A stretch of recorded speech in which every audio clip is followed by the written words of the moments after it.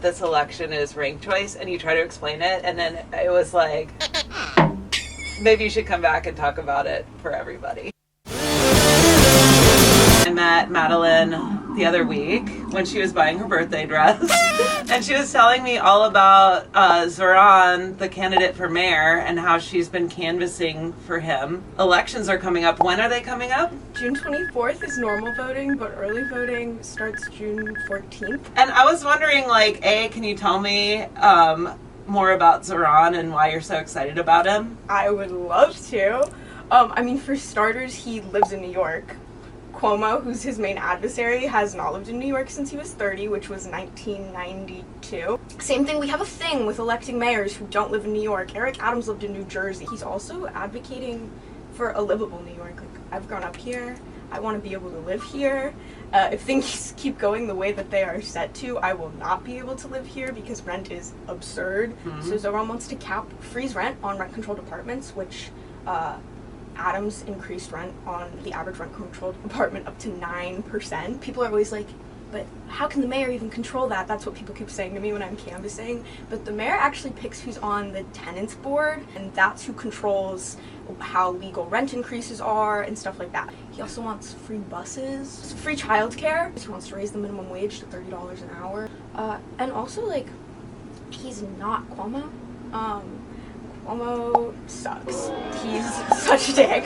Like, it's kind of comical. He did a New York Times interview yesterday, and they asked him his bagel order, and he said it was an English muffin. Who the fuck gets an English muffin when they're supposed to get a bagel? And that's not even any of the many legal things he's done wrong. The fact that he used your taxpayer money to fight off credible sexual assault allegations and still lost and had to resign from governor. He's just— I have a good idea. Let's make him mayor. Just kidding. Yeah.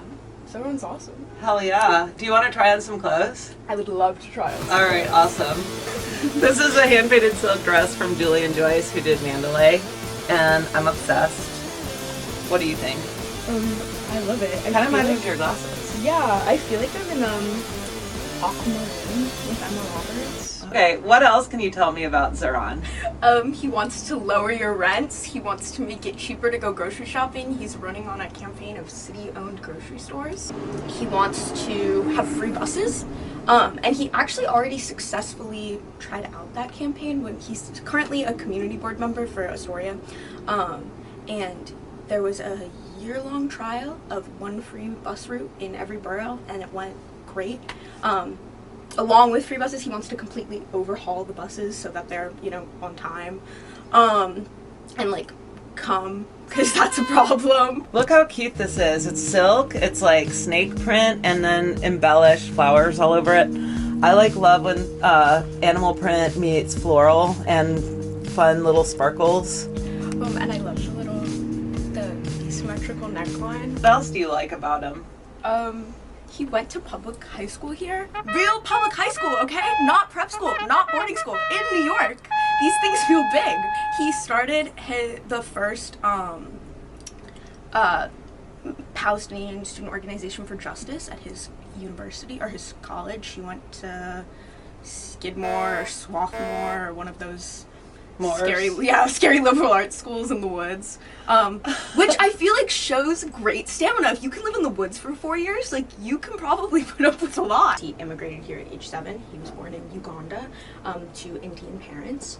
And besides college, he's always lived in New York. And he came back, he didn't fall into politics immediately. He's had real jobs. He tried to be a rapper. Like, he's a real New Yorker. Love it. Yeah, and, hello, trying to rap in the subways, like, I'm sure that set him up really well for being yelled at by people while canvassing. I feel like this outfit could be cute. I like the bizarre color combo. Yeah. Right? It's like kind of grungy. And I like the bows with the disco in here. Me too. Oh my god, let's give it a whirl. I like this. It's like grungy. Did you say this was like the color of your prom dress last year? I feel like I'm like a fairy. Like Perfect. a really cool fairy. A grunge fairy? Yeah. Love it. Okay, so tell me about ranked choice voting, because I literally have no idea how it works, and you told me when you were here last time that this election is ranked choice, and you try to explain it, and then it was like, Maybe you should come back and talk about it for everybody. Ranked choice voting can seem kind of complicated, but it's like really not. Basically, it's to America, the way we're set up is like a two-party system, right? Mm-hmm. And if you're not voting within those two parties, you're kind of, not only are you throwing your vote away, but very often you're working against the candidate that comes closest to your interests of the major two parties. Okay.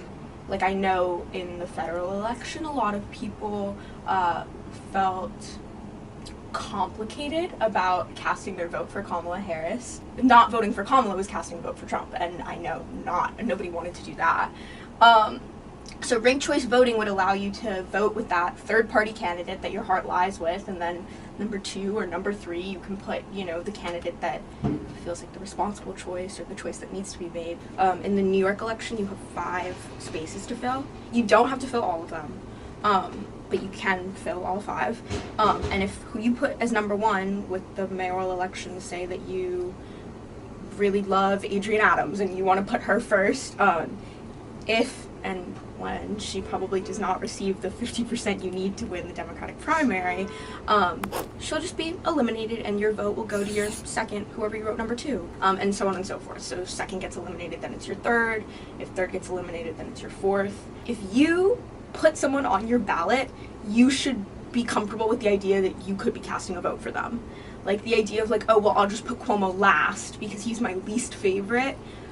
There is still a very real chance you cast your vote for him, especially if you're not ranking Zohran. So next, I think it would be really cute to put you in something absolutely bonkers. Like, this is something I would wear. So let's see how it translates to you. What do you think? I'm so excited. So this is an Alice and Olivia sample robe with feather trim, and this is a diamond-crusted vintage snake belt, which I'm obsessed with. And it's a bananas combo, so let's see how this works. Let me just snap her into place. Oh, this is so fucking awesome. Bro. Wait, what about even like adding like a Fendi purse or something to get all elegante? This is so fucking cute. Oh my god. And I love the flowers. They're so fucking pretty. How do you feel in this? Totally fucking fabulous. And then I just put a little Fendi purse just for shits and giggles to add like another flair of drama. Say I just only wanted to vote for one person, I can just put his name only. I don't have to vote in a list of my selections. Yeah, you can totally just put down one person. So it's best to just like not vote for Andrew Cuomo. Don't rank Cuomo. Dream, don't rank evil Andrew for mayor, okay? Awesome website. Because there's a chance, even if you put him last place, he's gonna win if other people didn't vote for other people. Yeah, you don't have to fill out every spot on your ballot. The only reason I would really implore you to is if you are first putting someone who's not Zohran or Cuomo, while they're hopefuls, while they're running great campaigns, while I will be ranking them, are probably not going to receive 50% of the votes. Okay. So if you put them number 1, then your vote probably just won't be counted. What if they don't come? Do they hate this popcorn? Let me just see.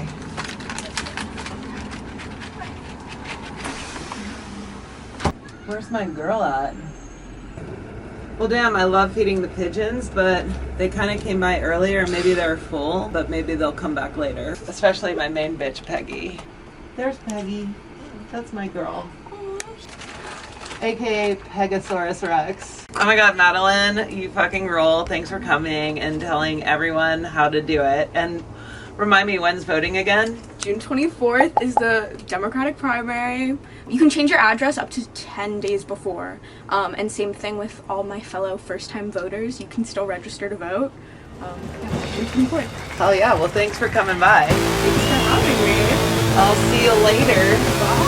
Bye. Bye.